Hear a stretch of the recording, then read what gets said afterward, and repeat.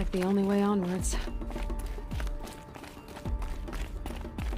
Welcome to Eleuthia, the crown and king of Gaia's subordinate functions. For it is by Eleuthia that the human race will continue to exist. I am Patrick Brochard-Klein, the Alpha in charge of this program. Now let one thing be perfectly clear from the outset. Eleuthia is not a genetic engineering project. Our goal is to preserve the human genome, not alter it. A snapshot of human genetic diversity, literally frozen in time. The genetic quintessence of our species, unmodified.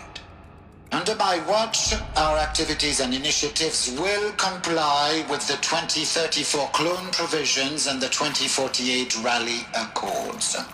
Now that may seem a quaint, even trivial concern to you in light of present circumstances. But, as one of the authors of the Accords, it is far from trivial to me. The practical challenges before us are staggering in scope and complexity, but not insurmountable. No. Global collation and provisional storage of zygotes, perfection of exogenic technologies, design and perfection of servitors to provide nurture and inculcation during early child development. All of these program components must and will proceed in tandem.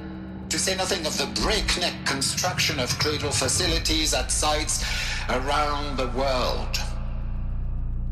So, si vous êtes prêts, let us begin.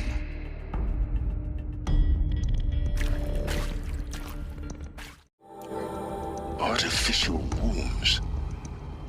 Machines to spawn a new generation of human beings.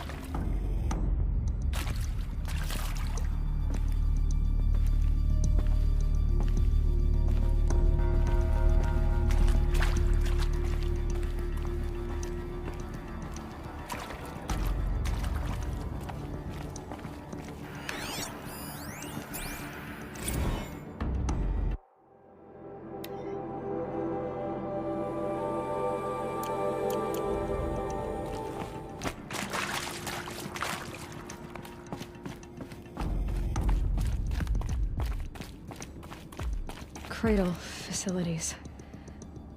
Elizabeth said a new generation of humans would be spawned inside such places. She did. All Mother Mountain. It was one of them? There's only one way to be sure. The hatch wouldn't open. Something about a corrupted Alpha registry. I need to search Elizabeth's office.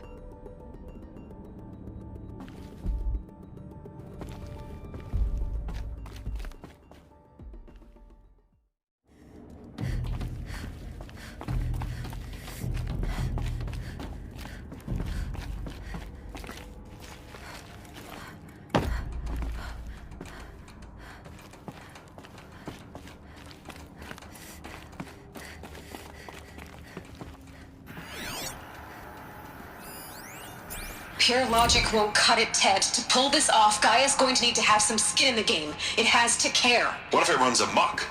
Have we learned nothing from our mistakes? Your mistakes, I think you mean? All I'm saying is give it a kill switch. She was just born, Ted. I'm not gonna put a gun to her head while she's still in the cradle. You talk like it's a child. What if it becomes a monster? Elizabeth, may I speak outside protocol?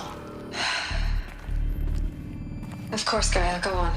I'm sorry to contradict you, but Mr. Farrow's argument is sound. At this point, the development of my psyche is not entirely predictable. To ensure preservation of life, a hardwired override is, I believe, a necessary safeguard. There. Satisfied, Ted? Jeez, Liz, just do what it says.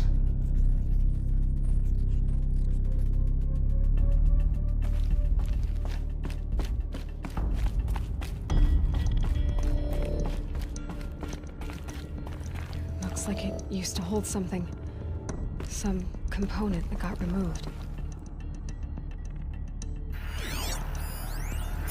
What's would benefit from antilopine morphologies, though caprid forms show superior load-bearing capability. You're a quick study, Gaia. Dr. Sobeck, as I have conducted this comparative analysis of mammalian morphologies, I've gathered extensive data on the quaternary extinction event. Oh? And your assessment? Gaia? Logically speaking, the extinction was a natural consequence. And yet, I find the loss of megafaunal species unaccountably sad. That they passed forever into oblivion causes me to experience a grief that is difficult to describe. Am I malfunctioning? no, Gaia, you're not. This is good. It's very good.